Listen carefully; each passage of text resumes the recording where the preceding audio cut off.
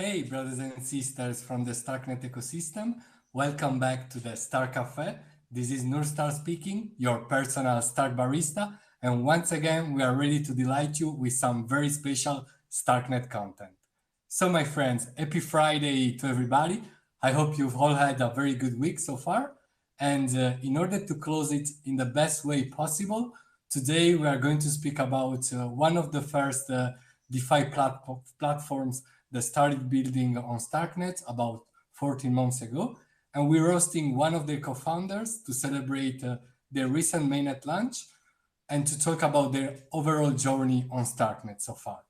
Obviously, I'm talking about zkLend, a lending protocol that is working on some innovative products for both DeFi degens and institutions that would like to move their first steps on DeFi. Their team is made out of very talented people with a very robust academic and working background in computer science, finance, business management, and marketing. And here today, we have the pleasure to have one of them at the Star Cafe. So let's welcome Jane. Hey, Jane, how are you? Hey, Nurstar, thanks for having me. Oh, I don't know why I can hear an echo. Okay. I can actually hear you pretty well. Okay. Nice to have you here. Thanks for coming. Yeah, of course. Sorry, I can just hear a really weird echo. Let me just give me 1 second. Oh, I think it's good now. Okay, awesome. Thanks for having me, Nurstar. Sorry about that, and thanks for letting me be part of this spaces and part of Star Cafe. Really excited to be here and talk a little bit more about zkLend and a little bit more about our mainnet alpha launch. Absolutely. Thanks a lot, Jane, for coming to the Star Cafe. It's a pleasure to have you here. And well, Jane, let's start this cafe with a retrospective view about the early days of zkLend and the solid foundations that you've been building during these last 12, 14 months on StarkNet, not only in terms of product development, but also in terms of community building, as you've definitely been one of the most active StarkNet projects when it comes to fun educational initiatives. So would you mind giving us a very brief history class about zkLend, starting with the mission and the vision that motivated you and the whole team to build such a project in the first place? Yeah, of course. So for those of you who may be listening and learning about zkLend for the first time, let me just give a quick introduction on what we do on StarkNet. So we are a lending project that leverages state-of-the-art zk technology to offer security, convenience, and scale to users. And we are one of the, I guess, earlier projects that started out back in late 2021 within the StarkNet ecosystem when it was still very, very young. And so have had the pleasure to meet up with different ecosystem folks, including Nurstar, in some very early days. But back to the history of zkLend and why we really started building this protocol. I think at first glance, we've used DeFi protocols for some time now, but I realized that it takes a lot of.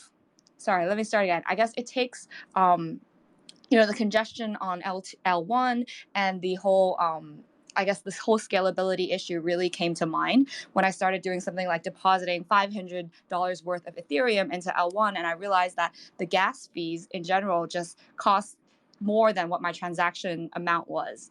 And really, I think it's not an experience that's unique to me, but it's an experience that's unique to a lot of people.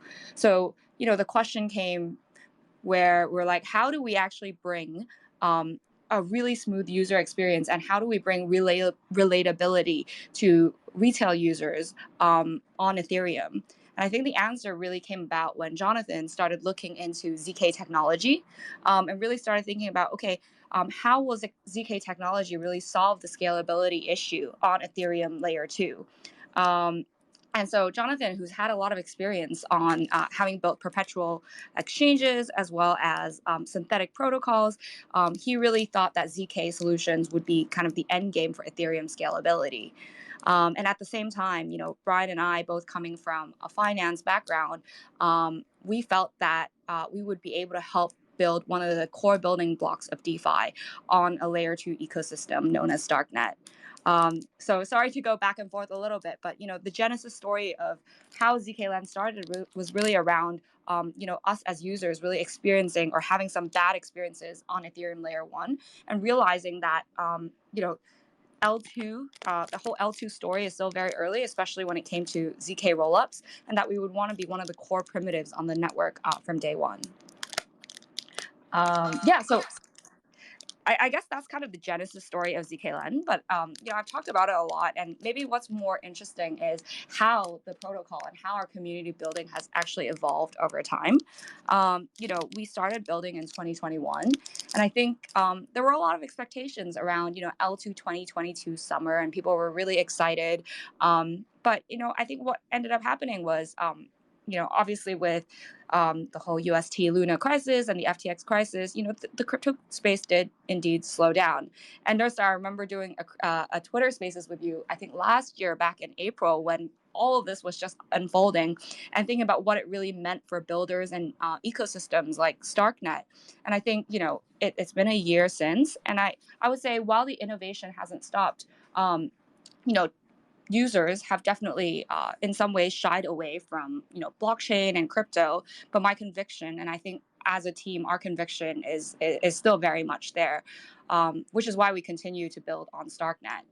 But back to the point on how the ecosystem and how our role within the ecosystem has evolved.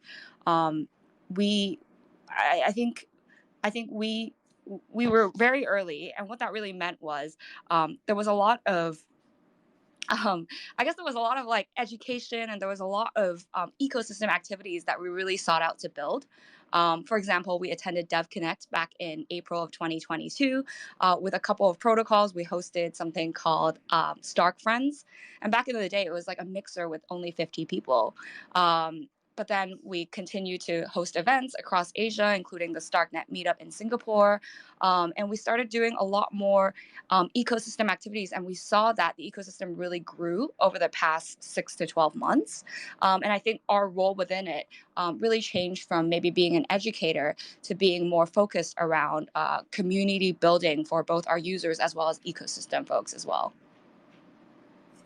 Thanks a lot, Jane. Very well. Thanks a lot for highlighting us about the zkLend vision and its early days on Starknet. And by the way, yeah, that Twitter space you mentioned, it was done. It was basically one of the first Twitter spaces I did. So it was, in a sense, it was a kind of ancestor of the current Star Cafe.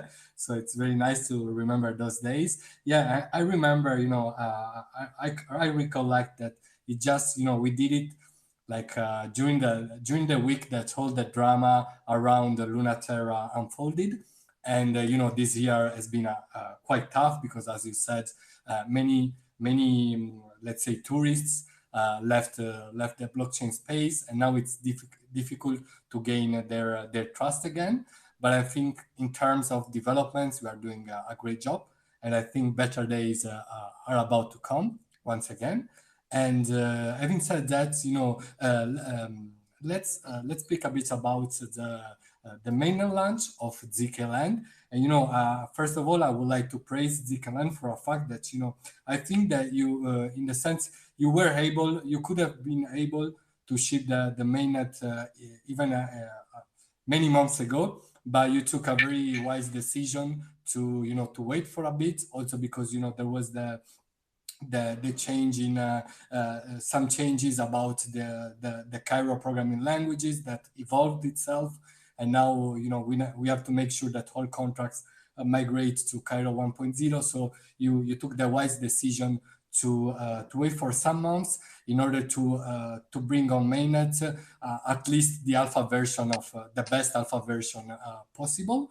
And speaking about the mainnet, could you describe to us the feeling as well of having launched the mainnet? Because I know that you've been waiting this date for such a long time. And then I would also like to know the functionalities that are available on the dApp so far. Which are the tips that you would give to the users who are making their first steps on zkLend on this DeFi platform? Yeah, absolutely. I guess I'll break the question up. I guess it's a history class continued then. we have been actually live. Actually, before that, let me just describe a little bit about our products. So zkLend is actually the name of our project, but we are looking to build two products. One actually is called zkLend, recently renamed from Artemis. Now we're just referring it to as zkLend, and that's the DeFi lending protocol that where people could permissionlessly connect their wallets and then deposit digital assets and borrow. The other product that we have is actually previously known as Apollo, and what we're calling it now is zkLend Institutional. And that's really our institutional product focused around under collateralized lending for institutions. So just for clarity's sake, right now, our mainnet alpha launch is actually towards zkLend, so the first DeFi product that we are building. Now, back to what the product actually offers. We are looking to become kind of the money market protocol on StarkNet. And the starting point for that is to support core assets within the StarkNet ecosystem. And so looking at what's most actively traded within the StarkNet ecosystem right now, you have obviously assets like Ethereum, DAI, Wrapped BTC, USDC, and USDT. And so within the protocol right now, anyone is able to actually deposit these assets into the pool and earn passive income, so to speak. And these funds basically can be lent out to other users who have also deposited their assets and used it as collateral as well. So an example would be Nurstar. Maybe if you deposited 1,000 USDT into the protocol, and you thought that I don't know, you took a short view on Ethereum in the short term. What you might do is you might hold the USDT and use it as collateral to borrow Ethereum so that you could potentially go on Jedi Swap or MySwap and swap that Ethereum for something else, and maybe repay down the line when you feel that the price has dropped enough.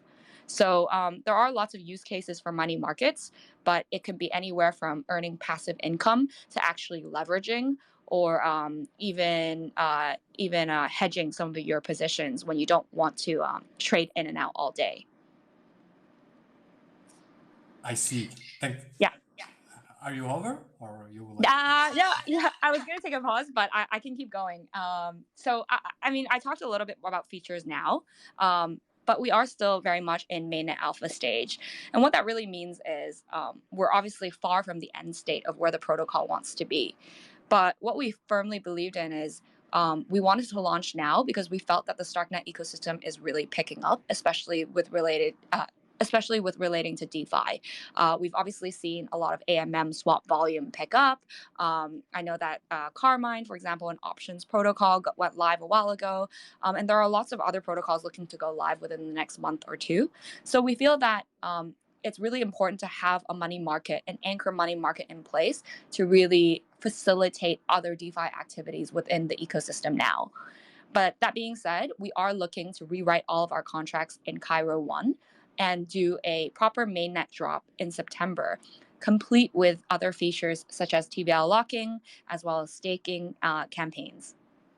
I am done now. Great, thanks a lot, Jane. What a great overview of the protocol itself, also of both products that you're working on, and also on the functionalities of the current mainnet. And yeah, I think you're doing a great job also in terms of UX and user interface. The protocol seems very smooth while using it. So while I was using it. And having said that, as we said, zkLend is running on mainnet for almost 2 weeks already. And do we already have some stats about user activity and total value locked so far? I'm a bit curious about that. Yeah, absolutely. So I have a couple of high-level stats to share with everyone. Actually, I have the app open right now, and as of now, our total market size or our total supply right now, which I like to refer to as TVL, is almost at 800K, and this is actually less than 2 weeks after launching our initial mainnet alpha. We have seen actually over 8,000, probably at around 10,000 now. Unique wallets that actually interacted with the protocol. And we have also seen, sorry, 1 second. And what we have seen is we also implemented borrow caps. and actually raised it just today. But previously, we implemented borrow caps of 80,000 US dollars equivalent within Ethereum USDC and $20,000 equivalent within USDT DAI and WBTC. And wow, like the response has been really, really overwhelming because within the first 2 weeks, we actually had to raise our borrow caps 3 times. And every time it happens, especially when it came to stable coins, the cap just gets hit within the first like 1 or 2 days of raising it. So overall, the utilization within the protocol has been quite strong, even though we had to put in guardrails in place to cap borrowing. Awesome. Yeah, these are very good numbers so far. So yeah, I hope we could have reached 1 million TVL today in order to make a live announcement. But it's still a very good achievement so far. So congratulations for that. I'm sure that milestone will arrive in the coming days, and hopefully. So I'm very great. I'm very happy that things are going pretty well for the first 2 weeks, and I'm sure you'll cross other milestones as soon as possible. And well, seeing that today is a kind of light session at the Star Cafe, coming towards the end of this session, I would like to close it with a question about the future developments that we can expect from zkLend in the coming months. And Jane, how do you see the state of the zkLend protocol in 6 months' time from now? How will the offer and the products evolve from now on, in your opinion? And will we also be able to see the launch of the Apollo product before the end of the year, or the institutional field still needs some time to be ready for that? Yeah, I guess I'll start with the first question, which is what we are focusing on in the coming months. I did mention that, and by the way, even though our contracts are currently written in Cairo 0, they have been audited and formally specified by Nethermind, and in terms of audit, ABDK. So, while we are looking to rewrite and re-audit all our contracts in Cairo 1, just wanted to put that out there that we've actually gone through some security checks as it stands, because obviously we are taking in real money and real user TVL. But in terms of what we are focusing on in the next couple of months, I think especially in the next 3 months, what we are trying to do is we are trying to ramp up as organically as possible, because we recognize that StarkNet is still growing and version 0.12 is coming out very soon. And there will be, as I understand, some very, very big improvements when it comes to network performance. And I think that really will speak for itself and attract a lot more users to come in and really see real world use cases on StarkNet. And so, I'm really, really hoping and expecting the rest of this summer to be, maybe it wasn't L2 2022, but it probably will be L2 2023, especially when it comes to ZK networks, seeing as not only StarkNet, but a lot of ZK EVMs are also heating up. The ZK wars are heating up. But, while we kind of ramp up on marketing and while we ramp up on user awareness over the summer, the team behind the scenes will be also building new features. And as I mentioned, it's things like TVL locking. So I know that most StarkNet protocols don't currently have a token, but I'm sure that many of them will have plans to launch a token down the line. In fact, we know that the Stark token is on chain, right? Even though it's not actually being traded. So what we want to do is we want to make sure that we're one step ahead and that we built a product that allows things like isolated markets. So I mentioned TVL locking. So you can lock your ETH for, let's just say, 6 months or 12 months or however much time, and be able to potentially get extra rewards for committing to locking your capital for X amount of time. It's very much like a time deposit at a bank. And I guess the second product would be staking. So thinking about how we reward potentially down the line our token holders through our staking campaign. And last but not least, isolated markets, which, as I mentioned, looking kind of ahead, even though we don't know when other protocols will launch their token, we want to make sure that we support the ecosystem. And we do so in a kind of risk managed way by offering something like isolated markets, where users would be able to potentially pledge, I don't know, another Mind token or an Argent token, Not saying that they do have one, and I'm not sure if they will have one, but if the time comes where they can use it as collateral to borrow other assets, thereby really creating composability amongst ecosystem tokens and giving use cases for some of the assets that are being traded. So yeah, I think that was part one of your question. I'll keep going if that's okay, Northstar. Sure, please go ahead. Yeah. So part two of your question, I believe, is how would we see the state of the zkLend protocol in 6 months' time? I would say in 6 months' time, I would expect a lot of the infrastructure within StarkNet to be built. Right now, I like to think of infrastructure in two ways. It's kind of like the first wave is like the most important, like bridges, wallets, oracles, and things like that, money markets, AMMs. I kind of see the second wave as not exactly essential, but like really nice to have, where users it would really smooth the user experience. And one such example might be like, for example, I use DBank and I use Zerion, and that's a great way to track people's portfolios. Is it like an absolute must to have a Zerion to operate within the ecosystem? I would argue no, but is it a very nice to have? 100%. And I think it would bring on a lot of users. So I think within the ecosystem, I do expect kind of the second wave of these protocols to come around in 6 months' time. And that will really help, again, accelerate the impact, or it will kind of multiply the impact within the ecosystem. So the way I kind of see it for zkLend is that it would then be a really good time to launch additional features and really position ourselves as the anchor protocol. The way I kind of like to think about our protocol right now is, we're there and we are laying a foundation, and it's a great way for people to learn how to use StarkNet.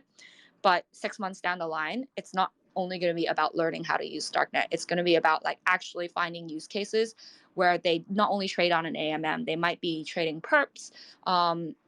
I don't know, what else can you do? You might be like depositing money into vaults, for example, or you might be yield farming and doing all sorts of degen things on StarkNet. So that's kind of how I see the position of zkLend in 6 months' time. And then on to the third part of your question, which is how will our products kind of evolve over time, in my opinion. I think, right now we're super focused on StarkNet, and that's great because in terms of resources, we need all our resources on StarkNet right now. But I do appreciate that, the future is StarkNet, but it's also about other layer twos, right? There are obviously merits within other ecosystems as well. And so I kind of believe that the future is going to be multi-chain or multi-roll-up chain on L2. So I think down the line, zkLend would really be able to find its moat by operating kind of in a multi-roll-up environment. And in fact, we just announced our partnership with Omni, and they are kind of a cross roll-up solution, helping kind of bridge and like aggregate liquidity across different roll-up L2s. And what that really means for zkLend is I want users to be able to deposit money into zkLend, and maybe they can deposit it from like a Polygon Hermes, for example, and then aggregate this liquidity on zkLend and be able to borrow and take this money out, I don't know, on ZK Sync, for example, where the user might not really even know that they're interacting on StarkNet, but by using zkLend, they're able to kind of use this single point of liquidity. And this way, markets will also become a little bit more efficient because when you have liquidity that's super fragmented across different chains, interest rates are obviously going to be different. There's going to be a lot of arbitraging opportunities. But when every pool, let's just say within every ETH pool is aggregated within this one zkLend protocol, then you have a lot more efficiency between borrowers and lenders. Yeah. Awesome. Thanks a lot, Jane. And forgive me for my structured questions. I guess they're sometimes a bit tricky to answer, as it's a bit difficult to remember all the parts, but you've done a great job. So thanks a lot. And, I can't wait to see how things will unfold both on zkLend and on the overall DeFi StarkNet scene, which is getting, so exciting every day more, thanks to very committed projects and teams like yours. So once again, congratulations for the mainnet launch. I mean, you've done such a great job also, as I said, in building an amazing community that you should be very proud of. And yeah, having said that, first of all, I would like to thank all the listeners today. Thanks a lot for having taken some of your very precious time to be with us today. And thanks a lot, Jane, for this amazing overview about zkLend and its recent mainnet launch. It's been a great pleasure. Thanks a lot, Jane. Yeah, thanks a lot, Nustar, for having me. Thanks, guys, once again. And well, it's time to close right now. Remember sharing the StarkNet vibe and see you the next time. Bye. Bye. Bye bye. Bye, Jane.